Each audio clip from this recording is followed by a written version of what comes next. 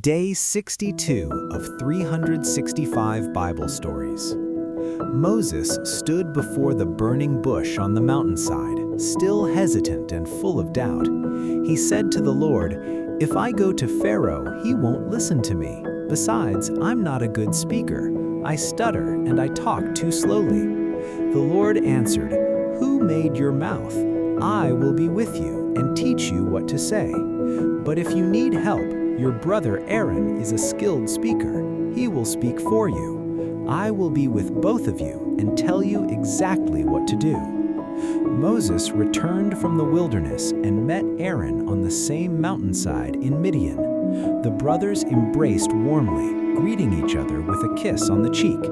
Moses told Aaron everything God had said at the burning bush, the call to lead the people out of Egypt, the signs, and the promise of deliverance. Aaron listened carefully and agreed without hesitation. "I will go with you," he said. "We will face Pharaoh together." Before heading to Egypt, the brothers first went to the Hebrew elders in Goshen. They gathered the leaders of the people, and Aaron spoke boldly. "The time has come. The Lord has seen our suffering and heard our cries.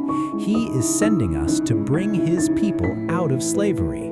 Moses is the man God has chosen to lead us." The elders were skeptical. "We've been slaves for hundreds of years," they said. "Pharaoh is too powerful. Why would God free us now?" To prove their words were true, Moses took his staff and threw it on the ground before them. Instantly, it became a live serpent, writhing on the dirt. The men jumped back in fear and surprise. Then Moses reached down, grabbed the serpent by the tail, and it turned back into a staff. Next, he put his hand inside his cloak, pulled it out, leprous and white, then returned it and drew it out, healed and normal. When the elders saw these miracles, their doubt vanished. They believed God had truly sent Moses and Aaron. Filled with awe and gratitude, the leaders bowed low to the ground and worshiped the Lord, thanking him for remembering his people and sending deliverance at last.